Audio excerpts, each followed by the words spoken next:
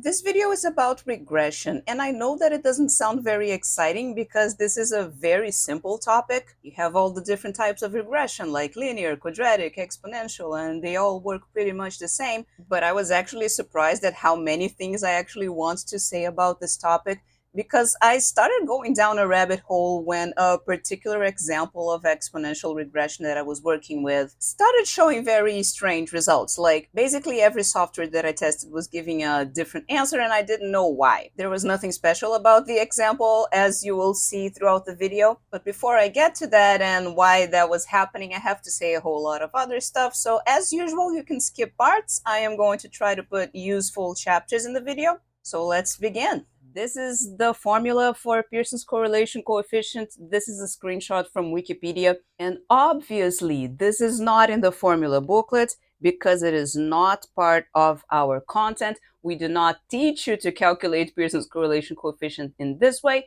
We just teach you how to get it from the calculator and interpret its value. And yet, I get so many students with this same screenshot from Wikipedia into their IA. Please do not do this. It is irrelevant. It takes away your conciseness. So please don't do it. I don't know where people get this idea that they should put this in their IA, but it must be coming from somewhere because it is a really big number of people who do that. They're not isolated cases. Anyway, this is also from Wikipedia. This is about now the coefficient of determination. If you already know Pearson's correlation coefficient, then you can think of the coefficient of determination as the square of that. Pearson's correlation coefficient can only be used for linear regression, but we know that there are other types of regressions such as quadratic, exponential, and so on. For none of those things, the Pearson's correlation coefficient makes any sense. However, the coefficient of determination makes sense for all of them, and it is also a way that you can compare how well different models fit for the same set of data. You can try different regressions and look at the number for the coefficient of determination for each one of them. Whoever has the biggest coefficient is the best fit for the points. So I really don't see what advantage there is to even having a Pearson's coefficient. Why don't we just study the coefficient of determination, since it is good for all of them, since it carries the same type of information? The only thing that comes to mind is that because Pearson's can be negative or positive, it carries this extra little bit of information as to is the linear correlation positive or negative, which the coefficient of determination does not, because it is the square of something, so it's a positive number. It only goes from 0 to 1. But then again, you don't really need that for linear regression. You don't need Pearson's to be telling you whether the correlation is positive or negative, because you can also just get that from the slope of the line of best fit. It's either positive or negative. So anyway, I did not tell you how to work with the other formula in the other page here because that's really useless, but I am going to go through this one a little bit because this makes a little bit more sense and will be a little bit more useful, at least today. So the thing is that when we're doing regression, any type of regression, and here I have an example that looks quadratic maybe. You have a set of points. I have 4 blue points here, and I am trying to put a quadratic function that kind of goes through them the best possible. But how am I going to determine which function is better than another function for those points? Is that I'm trying to minimize something. The simplest way to put that is that I'm trying to minimize how far away from the function my points are. But that is not very precise because far away, we're talking about distance, and this is not exactly distance that we're interested in here. It is the way that I have drawn, it is vertical differences. So for example, if you look at this point, the distance between the point and the function is actually just this, but that's not what I marked in green. I marked this thing, which is the vertical difference between the point and the function for that value of x. Okay, so the independent variable and the dependent variable are being treated very differently here. If we were talking about distance, then it would be like, it doesn't matter who is independent and who is dependent because they would just be points on the plane. But the treatment is very different because we are specifically trying to minimize vertical differences. And that also simplifies the calculations a lot, okay? You don't want, even if this was the only reason how difficult it is, you don't want to be working with the distance between a point and a curve. That is something very difficult to do.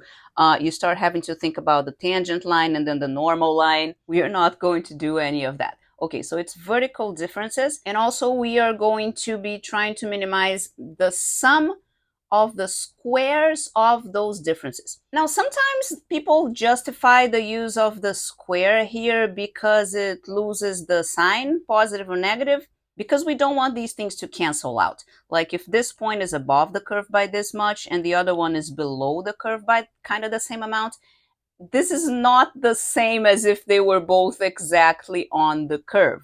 A positive difference should not cancel out a negative one. So if you square them, they all become positive. So when you add them up, they don't cancel out. I don't really like that as an explanation though, because there are other ways to get that effect. You could, for example, be looking at the absolute value of the differences. That would also make them not cancel out.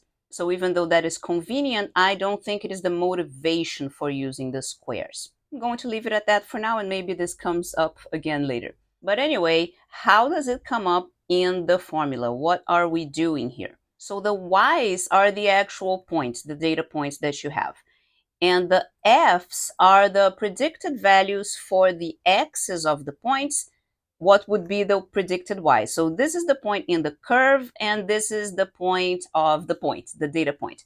That's the difference between the two, so it's a vertical difference that's squared, and then you're adding them all up for all of the points. That is the sum of the residuals.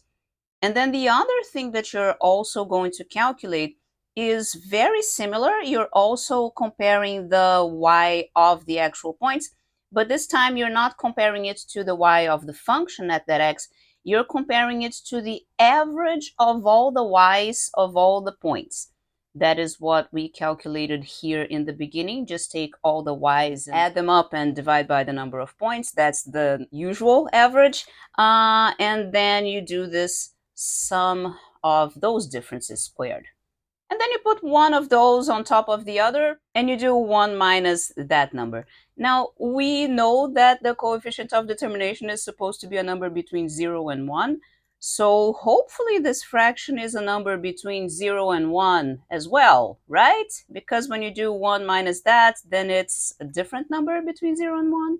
I did not really stop to come up with an example of this, but it feels to me that if I take a crazy function as my regression, like something that doesn't even try to go near the points, it feels to me that the numerator of the fraction is going to be bigger than the denominator, and then everything breaks down. But then again, I didn't think too much about that.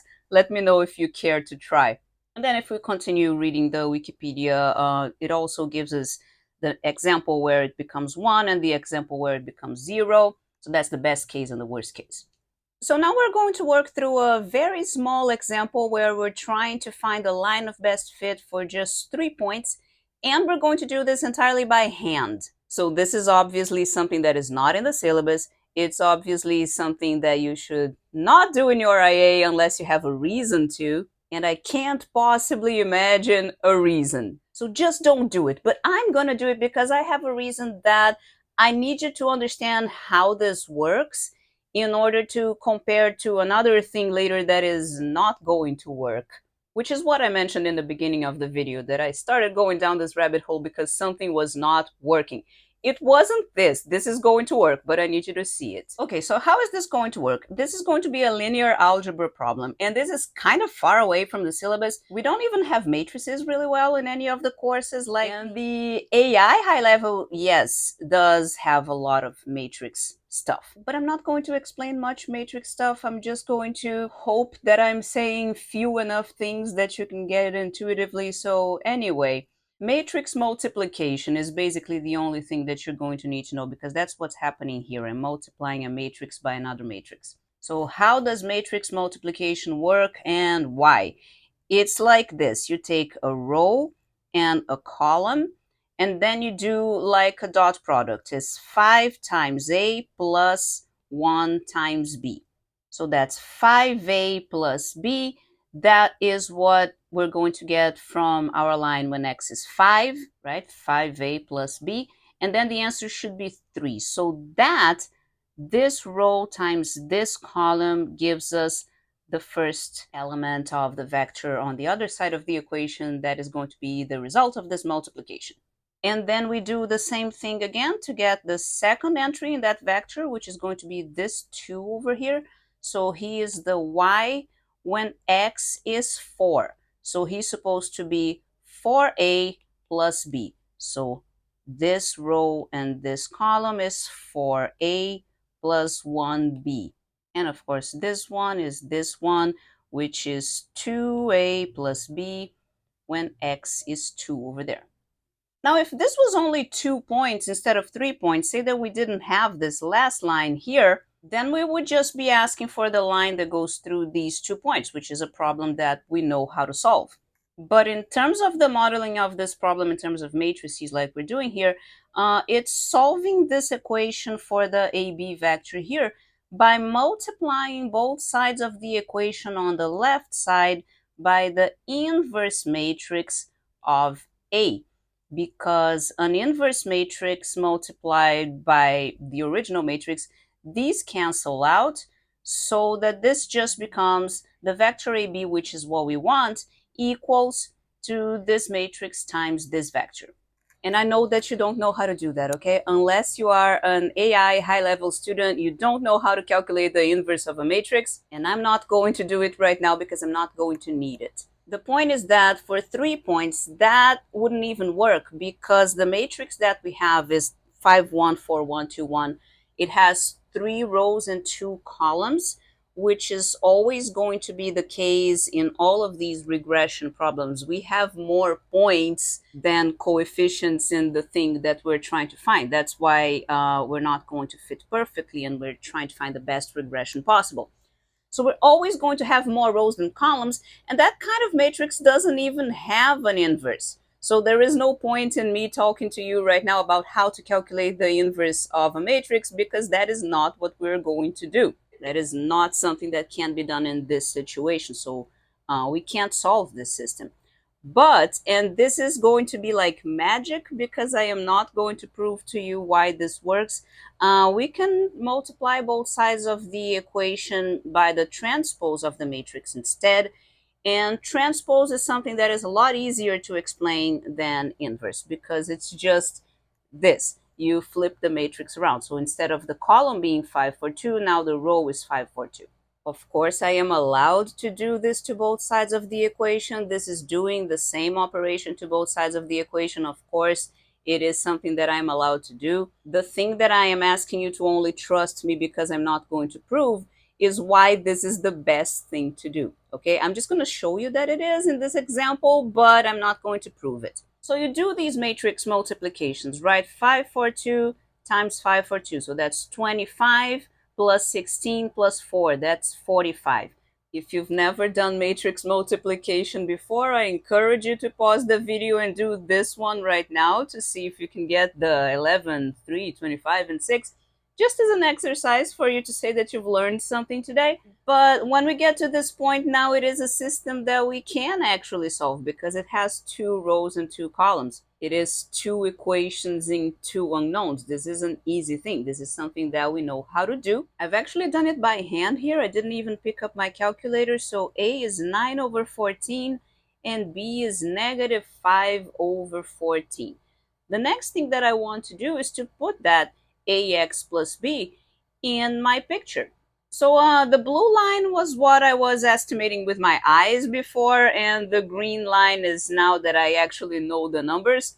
The green line is more correct because it goes under the first point. The blue one was above it. I know that because I've calculated f of 2 here, okay? And f of 2 turned out to be 13 over 14, which is less than 1.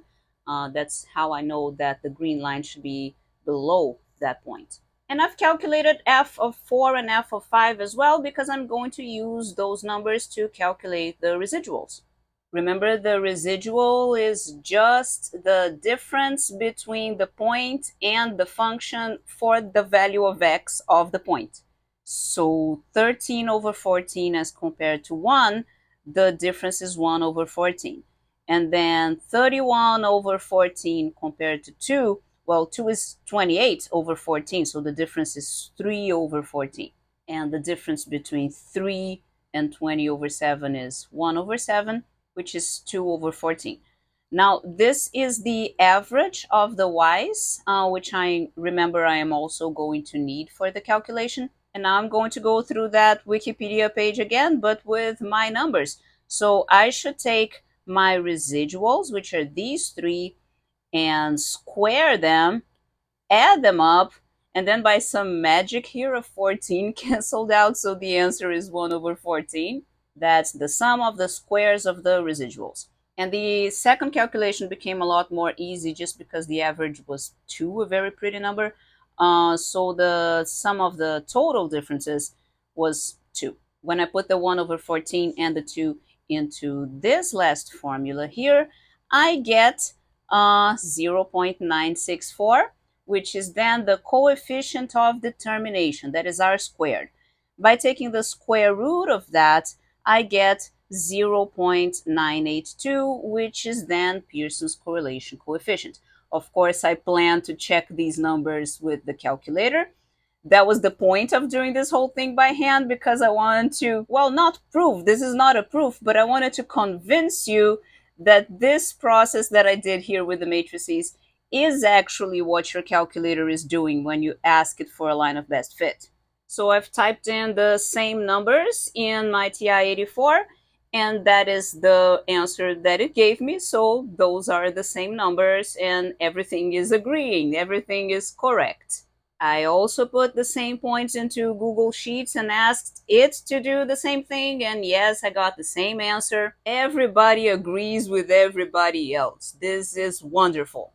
Now, I've always had a problem understanding why the other regressions are not included in the syllabus, except for the AI high level course, where yes, you do quadratic regression, exponential regression, and all of that stuff, but not in the other three courses.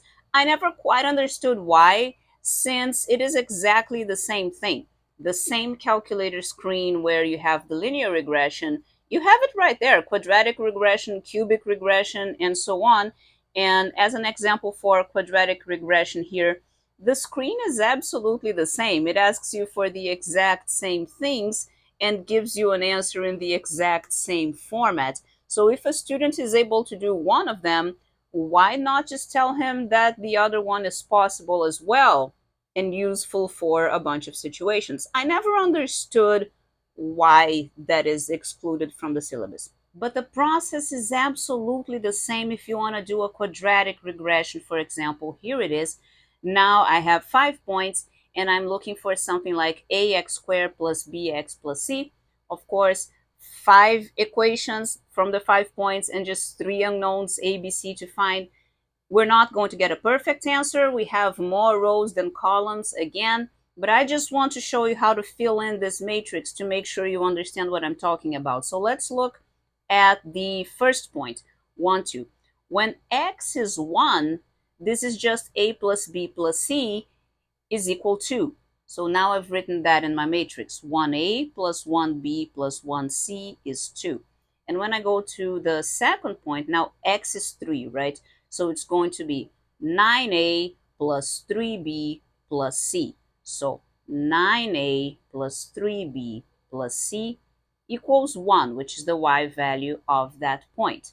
And then you can keep doing that for the other 3 points. Please pause the video before you see my answer and do it. This is the matrix equation that we are not able to solve because it has too many rows for the number of columns, but we are going to multiply both sides of the equation on the left by the transpose of that matrix, and then whatever we can find as a solution to that system is going to be minimizing the sum of the squares of the residuals. This is absolutely beautiful, and I am of course not doing this one by hand, but I did bring you a step-by-step computer generated one. Okay, so here's the matrix, here is the vector. the transpose of the matrix. Now we take the transpose and multiply it by the vector that we originally had. It was 2, 1, 2, something, something. The transpose of the matrix multiplied by the matrix itself. And then I'm sorry I called these things A and B because these were other things before, right? The thing that we have right now is that this matrix times ABC is supposed to be equal to 954, 122, 18. This is a system of 3 equations and 3 unknowns. It can be solved, obviously. Here is the solution. I've asked for decimal approximations as well, so we can compare them with the ones that come from the calculator. Again, when I say that this system obviously has a solution, it does, but it's not obvious at all. I'm just asking you to believe me that the solution that we find is the best one. It is the one that minimizes the squares of the residuals. And I almost forgot to mention the wonderful fact that doing this matrix thing just happens to minimize the sum of the squares of the residuals is, in my opinion, actually what is the motivation for that being the thing that you're minimizing. It's not, like I said before, just about not having a plus or minus sign, because an absolute value could also do that. But an absolute value would not have this feature. It wouldn't have this process, this beautiful matrix process that automatically minimizes it. But the squares do have that. So that, I think, is the real reason why this is a good thing for us to be trying to be minimizing in this type of situation. So take these numbers and let's compare them to what the calculator finds. Here it is. We get the exact same numbers. Notice that we also get a coefficient of determination from the calculator screen. It is 0.986. Notice that we do not get an R like we did in linear regression because, like I said, Pearson's correlation coefficient only makes sense for linear regression. Therefore, of course, the quadratic regression screen is not showing it. But the coefficient of determination does exist for all of them. You can use them to compare results from different regressions to same points. What about Google Sheets? Does he agree? Yes, he does. This is the same function with the same coefficients and the same coefficient of determination as well. And I've been saying that you can use the coefficient of determination to compare different models for the same data set. Here's an example. These are the same 5 points that we were just working with in this example, but now I've asked Google Sheets for a linear regression instead of quadratic. Of course, he gave me one, but notice how the coefficient of determination is much smaller. This is a worse fit. I have an older video where I was talking about this comparison between different models, and I'm going to link that video in the description for in case you want to see it. But over there, I was focusing on not trusting the coefficient of determination blindly. I was talking about the dangers of overfitting, which is when you try to make a model that passes way too perfectly through your points, but then you lose something else. Maybe it does something very weird someplace else that doesn't make any sense with the reality of the context that you're studying. So when I say that for this example, the quadratic was better, yes, I do mean that the coefficient of determination was bigger, but I am also looking at the picture. When I look at this picture with this line over it, the line clearly looks wrong. These points want to be quadratic. They don't want to be linear. So anyway, things start getting weird when we try to do exponential regression. Here is an example data set that I made up and the results that Google Sheets gave me for it. It doesn't look too bad. I mean, I would have liked for it to go something more like this and like this, but I understand that because a bunch of my points have a y-coordinate of 1, then what I am imagining that I drew with my hand in green here probably has a horizontal asymptote at y equals 1. And that is not the kind of thing that Google Sheets is looking for. He is specifically looking for functions that have a horizontal asymptote at y equals 0. Because if you look at the type of function he is looking for, he does have a coefficient multiplying the e to the power of something x, but he doesn't allow for the possibility of plus something. So it's okay. His result is good enough. It's visually good. The coefficient of determination is big as well. But I was wondering about the matrix thing that I've just been talking to you about. How does that fit into that model? So we would like to fill in this matrix here, or maybe we want a C as well. Maybe we want to give it 3 freedoms there. But the problem is that either way, it doesn't work.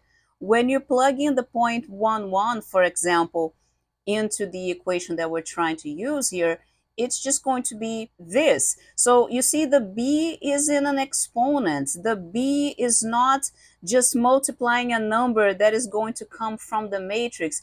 It's not the same type of thing. So I've just spent like 20 minutes going way outside the syllabus teaching you how to do something that you don't need to know how to do by hand because your calculator is going to do it for you. And why? Why did I do that if it doesn't work in this case?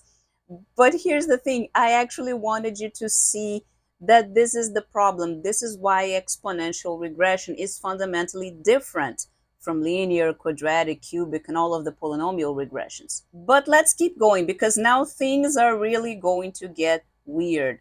So then I took the same set of points that I had just had Google Sheets give me this answer for, and I put them in the TI-84, and the TI-84 gave me this answer. Notice that this one is also not allowing for a different horizontal asymptote, okay? It doesn't have a plus C here. And also Google Sheets wanted the base to be specifically the number E. So Google Sheets is always going to give the answer in this form, and the TI-84 is going to give it in this form. But that doesn't matter because that is also the exact same thing.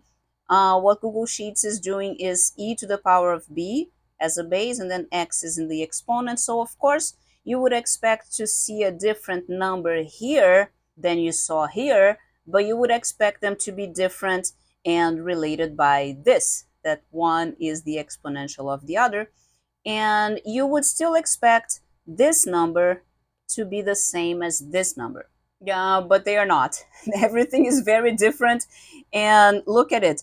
161 for the a over there and 311 for the a down here. The coefficient of determination is wildly different. It is telling us that the Google Sheets answer seems better as a fit than the one from the TI-84. But there is something even stranger.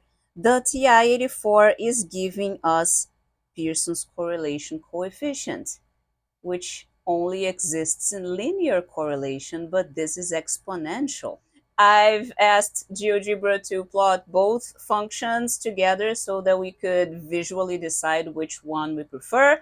Once again, blindly looking at the number is not the best way to choose between different regressions.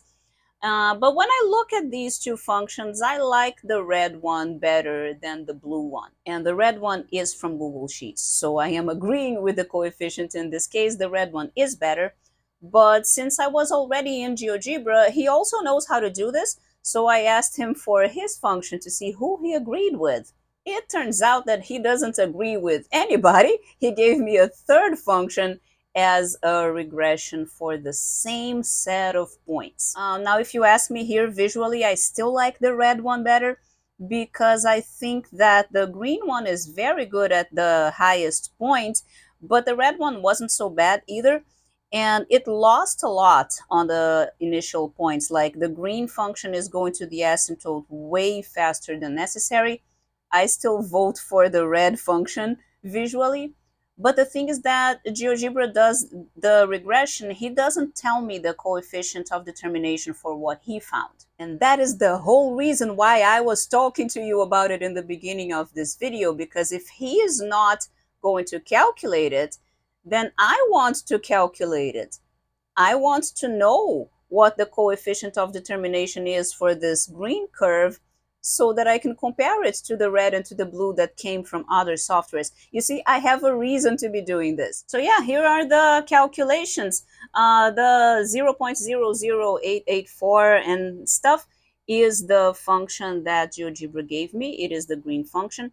So I'm just following the steps that I was talking to you about when we were reading the Wikipedia page. It is the same steps that we followed by hand on my linear example. Okay, so we are going to calculate the sum of the squares of the thing that compares it with f, the thing that compares it with the average, and then we're going to do this. Except this time, of course, I let Google Sheets do the calculations for me, and it comes up with a very, very big coefficient of determination, 0.991.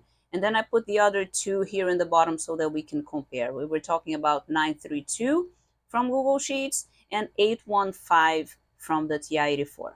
So I don't know what these softwares are doing internally to come up with these answers, but clearly they are all doing different things because their answers are different. Judging by the fact that GeoGebra has the biggest coefficient of determination, I assume that what he is trying to do is just to get the biggest coefficient as possible.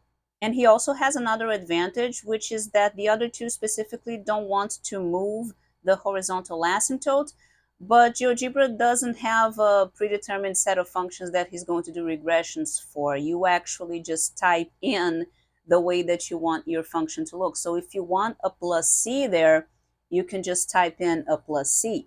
So when I did that, this is the answer that I got. It looks absolutely perfect. And the asymptote that I was predicting was 1, right? Because I had 3 points that are exactly at y equals 1. In the answer, I have 0.959, which is fair. The points are not going to be at the asymptote. The function is just going to the asymptote. And then I did the same spreadsheet thingy to calculate the coefficient of determination for this regression, which is even bigger than the previous one, right? I still think that between the red and the green function in this image, I choose the red one. So I said that I have no way of knowing how each of the softwares is doing the calculations internally, but as for the TI-84, I also mentioned that it was very suspicious that she was showing me the Pearson's correlation for exponential regression. I'm going to show you what I think it's doing based on this hint of Pearson's here, and then we are going to compare the results to see if my assumption is correct. Okay, so here's what I'm doing. I have my original set of points that the vertical coordinate was 1, 1, 1, 2, 5, 20. And then instead of plotting y and x, I'm plotting log of y and x. So the vertical coordinates that I'm plotting here are log of 1, which is 0, log of 1, and then log of 2, log of 5, and log of 20. This is a logarithmic scale. It's like I'm plotting the same points, but instead of in the ordinary scale, I am putting the vertical axis in a logarithmic scale. This is also part of the AI high-level syllabus. And what this is good for, what people use this for, is linearization. I'm going to show you why. It's a simple calculation, but the thing is that when you put your y-axis in a logarithmic scale, you linearize exponential functions. Exponential functions begin looking like linear functions. How is this going to work? So here is the generic equation of a line. I'm not saying y equals ax plus b because there are already other a's and b's in the conversation. So y equals px plus t. This is a line. It is supposed to be this line here. But wait, the dependent variable of this line is not called y. It's called ln of y. So let's put that into the equation. And now let's just solve for y. We can simplify that, correct? We have an addition in the exponent. We also have a power of a power here. And then we can just change the names of these things. I'm going to call this thing A and this thing B. So yeah, a line in the logarithmic scale is an exponential function in the regular scale, but it doesn't allow for a plus c, which explains why the TI-84 doesn't allow for the plus c, if that's what it's doing.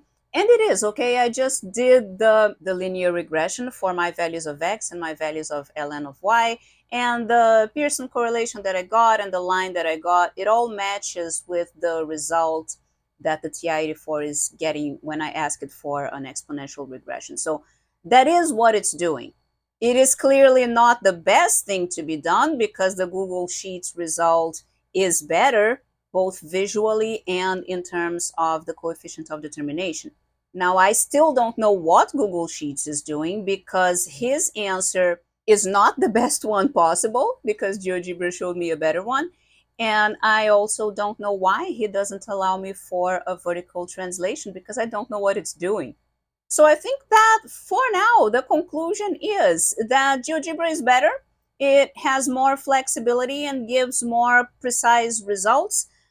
The downside of using GeoGebra is that he doesn't give you the coefficient of determination. So if you want to know the coefficient of determination for results that you get from GeoGebra, then you need to calculate them yourself, and then you need to go look up for formulas and how to calculate that.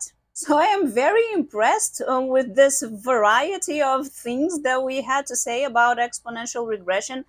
I didn't have absolutely none of this in mind when I did my video about exponential functions, in which I suggested using a bunch of different exponential contexts for writing IAs, and I did not know about any of this at the time. I was just using the tools interchangeably. And I really like the flexibility of GeoGebra. It's a tool that I use all the time. For example, if you look at my previous video, I was using it for trigonometric functions to fit trigonometric functions to a set of points, which is something that I don't think Google Sheets does. But I did mention in that video that it's not completely to be trusted, okay? In terms of trigonometric functions, I have seen GeoGebra do some weird things, and I'm going to show you an example now. So this is a very stupid set of points to be asking to fit a trigonometric function. It's like 1, 5, 1, 5, 1. It's periodic. Of course, it is a trigonometric function. I am just lazy. I don't want to think about the parameters. So I asked GeoGebra to fit me a generic sine function there, a sine of bx plus c plus d.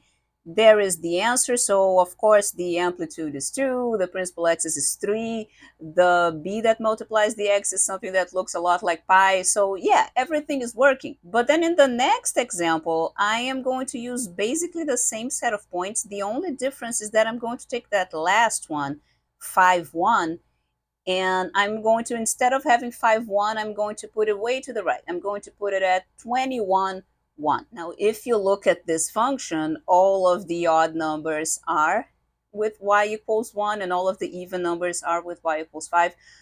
So removing the 0.51 from the data set and putting in 21, 1 instead shouldn't make a difference in the answer. It is the same answer. Both of them are perfect answers. The curve is passing perfectly through all the points. And yet, when I ask GeoGebra to do that, he gives me a completely crazy function that has nothing to do with anything. And here's the thing, of course I don't know what GeoGebra is doing internally in order to find the functions that he fits. But if I was him and I was looking for the biggest possible coefficient of determination, with this level of flexibility that it's allowing the user to have to just type in what kind of function we want, if I was him, this is what I would be doing. I would be starting from a random set of parameters and calculating what the coefficient of determination is for that set of parameters. And then randomly, by trial and error, I would try to change one of the parameters a little bit and see if the coefficient improved. If yes, then keep that change and keep iterating that process. But if the change that I made actually made the coefficient of determination smaller, then backtrack, don't do that. And I would keep doing that for some time and then give whatever I find as my answer.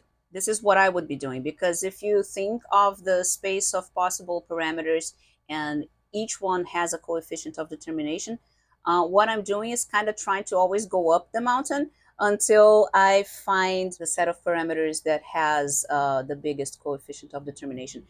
And that tends to work well for things like exponentials, I imagine, because if I change a parameter a little bit, then the corresponding function that I'm looking at, it also changes a little bit. So it gets a little bit closer to the point, or it gets a little bit farther away from the point, and I see no reason why that wouldn't work. But the thing is that with trigonometric functions, because they're periodic, maybe changing a parameter a little bit doesn't make it look like it's getting better. Like in this function that we're looking at right now, the b is 1.22, and we know that the best one is 3.14. We were just looking at it, but there is a big gap between 1.22 and 3.14. And what I imagine is happening is that in between that gap, everything is worse than this. So it's kind of getting stuck in this function and doesn't see a reason to move away from it, because it's not looking far away at 3.14. It's just looking at numbers that are close to 1.22. And in that universe, this is the best one. So it's kind of stuck at a local maximum of coefficient of determination for the parameter space, and where there is a global maximum somewhere else, but this local search of trying to make it better is not going to get there. I was going on and on about how the period was making this example weird, and I didn't even realize that from that position, just increasing the amplitude a little bit would obviously make it a better fit. So it's a very strange example. I don't know if this is what's going on, okay? I'm just imagining based on things I know, things I've seen before, similar things in different contexts. The way that the sign regression screen on the TI-84 looks also suggests something along the lines of what I was just saying, but only for sign regression, because it's different than all of the other regression screens. I've never actually used this before, so I don't know if when he asks me for a period, it means where I want him to start trying, or if I am determining that the period should be that and he's not going to change it. I don't know if it's mandatory for me to tell him a period. I've never used this before. And he's also asking me for iterations, which suggests some kind of iterative search method like the one that I was just describing. So maybe for this particular case, this is what the TI-84 is doing. But I think that Geogebra is doing that for everything and is not asking me how many iterations I want. The other context in which I often tell people to use regression is logistic functions. I have this whole other video where I am explaining logistic functions and suggesting a bunch of different contexts, which you can also use for your IAs, that can be modeled as a logistic function. So how do these tools that we have been talking about, how do they handle logistic regression? So my plan here is to keep the same set of points, the points that I was using for the exponential regression, and just ask it to do logistic instead. Now, Google Sheets just plain doesn't do it. It doesn't have that option. The TI-84 does have that option, but when I tried it for these points, it kept giving me a domain error, and I couldn't figure out why. This example that it's showing me here about radians and degrees, like, this is super unhelpful because this has absolutely nothing to do with what we're doing. But anyway, I kept changing the points until I found a similar-ish set of points that he would give me an answer for. So these are the numbers that ended up working, and this is the logistic function that he gave me. Now he's looking for three parameters. One is called c as the numerator, and then a as a coefficient of an exponential in the denominator, and b as multiplying x in that exponent. So I plotted that in GeoGebra together with the points. It looks very good. I even asked GeoGebra to do the same regression on the same set of points, and it gave me the exact same answer this time, okay? But notice that the TI-84 in this case is not giving us the coefficient of determination, which is weird because now that we know how to calculate it, you just calculate it. I didn't do it, but you have the set of points. It's these numbers, so you can calculate the coefficient of determination as an exercise if you want. Put it in the comments, let me know what it is. But the thing is that for this set of points, the TI-84 and GeoGebra completely agreed on what the regression function was, but I still don't know why it was giving me an error for the original set of points, because GeoGebra didn't have a problem giving me an answer. Like, here is an answer. It is a very bad looking function. The horizontal asymptote is close to 94,000. It's maybe not a set of points that calls for logistic regression, but why not do it?